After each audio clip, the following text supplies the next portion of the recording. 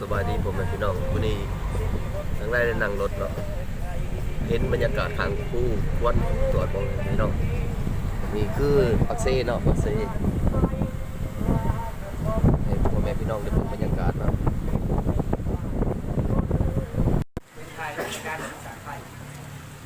สบายดีพ่อแม่พี่น้องวันนี้ก็บรรยากาศยังไม่แรงฝนตกโปรยปลายเนาะมันตกลิ้นมัดมือวันนี้นะอะไรมาสังสรรค์เนี่ยกินก้อยปลาเสียก็ลืมมันเห็นอันก้อยปลาก็สุกกินมันไม่ได้ถ่ายตอนปลาใหญ่เติบแล้วประมาณนี้แหละพี่น้องเบิ้งคิดมาซีสักกักว่าเอ้ามาซีมาแซ่บทำได้นะก้อยปลานิ่นตัวปลากระสังเหรอว่าได้โอ้มีว่าท็อปซี่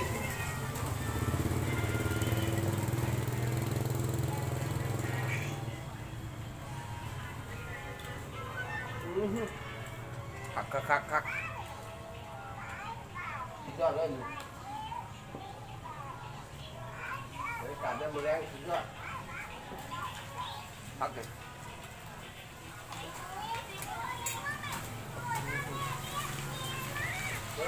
บวกเลยพอไป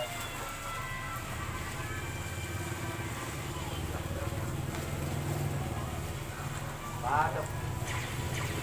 ผักกระเล็ดเช้าเอานี่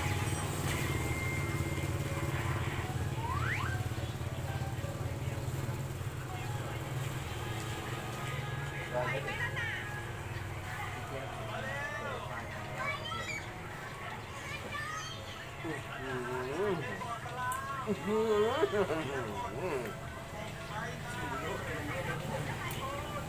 ไรอย่าฆ่าที่นั่นอย่าต้อง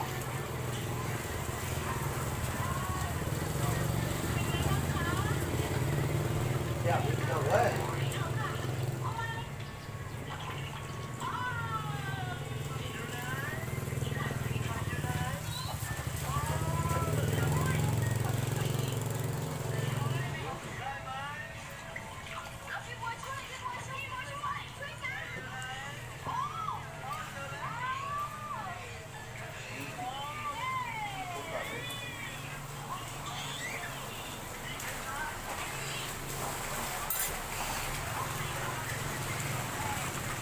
ยอดดี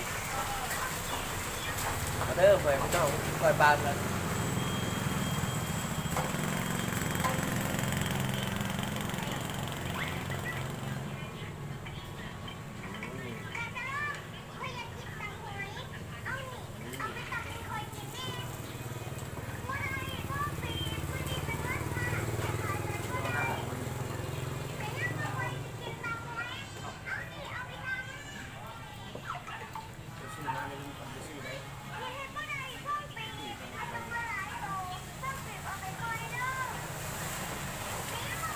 มีเวลาไปได้อะไร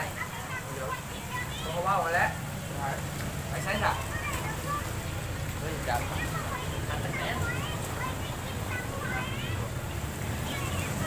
โอ้ไปน้ำฝนตก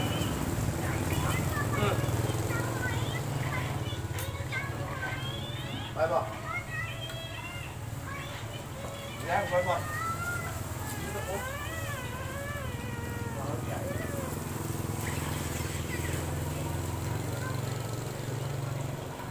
ก็พักอะไรอยู่แล้ว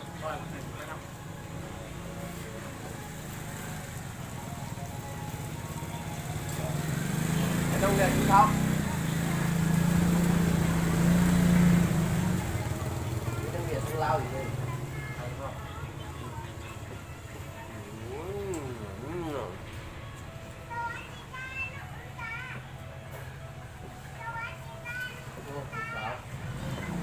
สาวไปเลยเสื้อเลย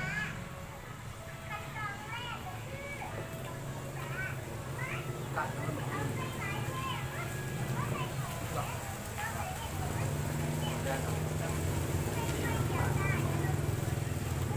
มันนั่งหลังอะไรงัดไปเรื่องไหนแล้วก็ตับบอกไปยาวมาเดินไปเดินงานเราทำช็อตไปบ่เลยไปบ่ ก็ไปซื้ออยู่บ้านมีโคม4 อันขี่ม้าเอาไปมั้งขี่ม้า มาได้อยู่แล้ว นะมันเองเหรอเนี่ยดิลูกลูกน้องสาว เอาไปแล้วที่เขาเลยที่เขาเคยปะแล้วไม่ได้กระดาษไปที่เขากันเด้อ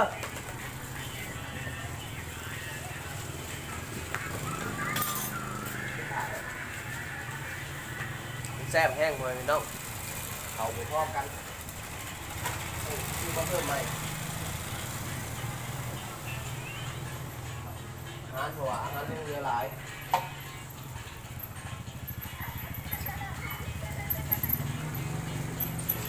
ก้อนมันแน่ไข่มุกครับ รอดลืมเนี่ย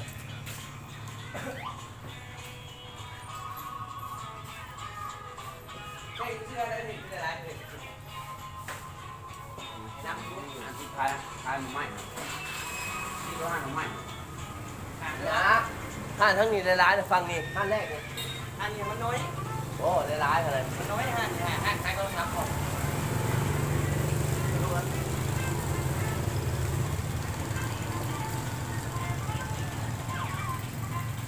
เพราะว่าบัวมันมีหน่อยเนาะเราเลยใส่จองเลยจองเพราะว่ามันได้น้ำหลาย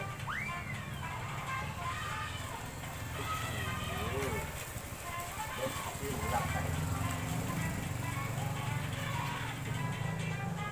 โอ้เจ้าไก่กับแซ่บกันชื่อร้านอะไรวะแต่ เปิ เปิ ด ด ไม้เอา เขาลาครั้งแรกมาผมไปดื่มเขาเด้อ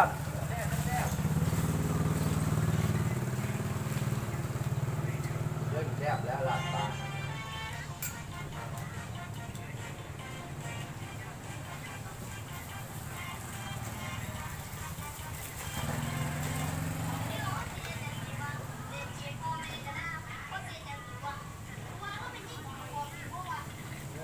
สีขาว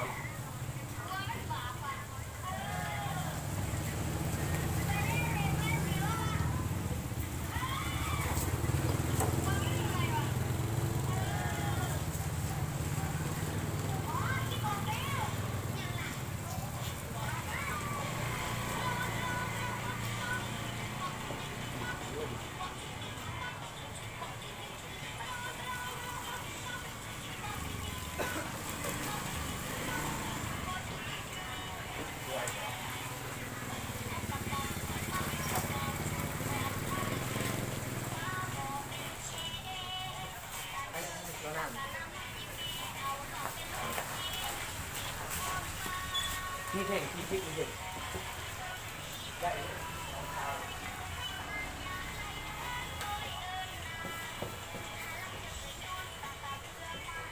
ไม่ได้ตรง นั่ง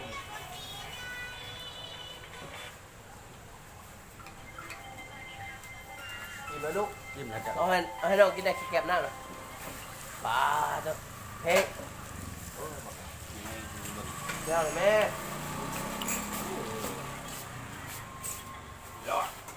ผู้เบิร์ดเลยมึงครับ ให้น้องกินได้ยัง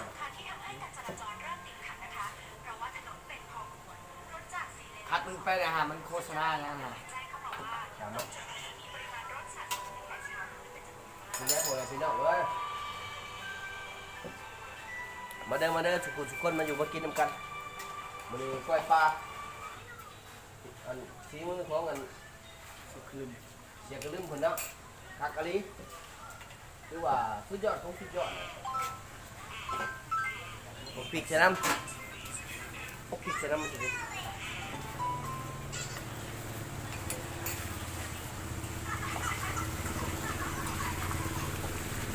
น้ำเลยเว้ยแก้วมีลาย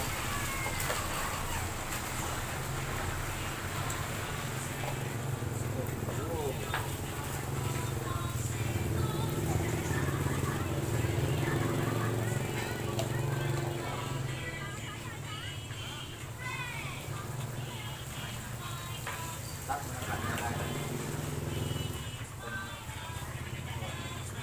เดี๋ยวเรา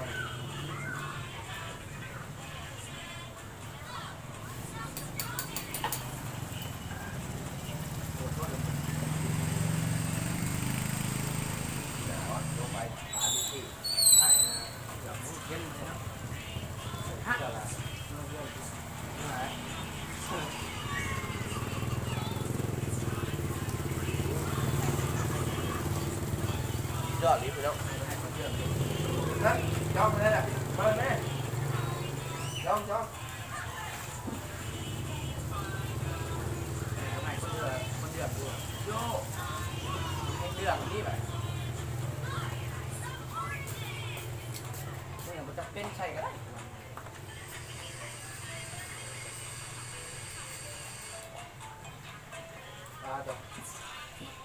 สุดยอดเลยพี่น้อง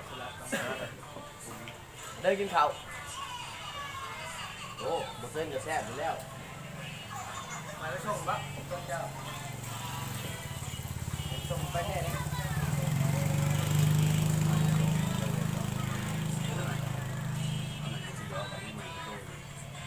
มึงถ่ายยอมต้องไปเท่ากินมากแล้ว ดูแล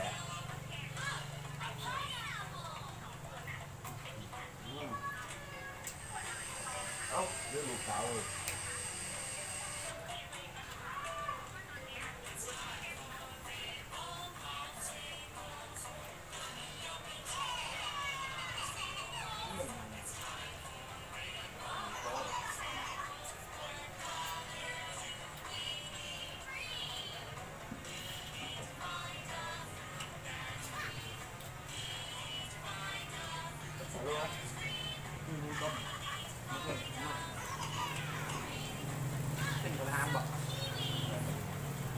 เอาสิจะจบคลิปของเพื่อนคนนี้เด้อพ่อแม่พี่น้องก่อนดูคลิปก็อย่าลืมกดไลค์กดแชร์กดซับสไครต์หน่อยเด้อเอามาอยู่มากินน้ำกันพี่น้องโปรไฟล์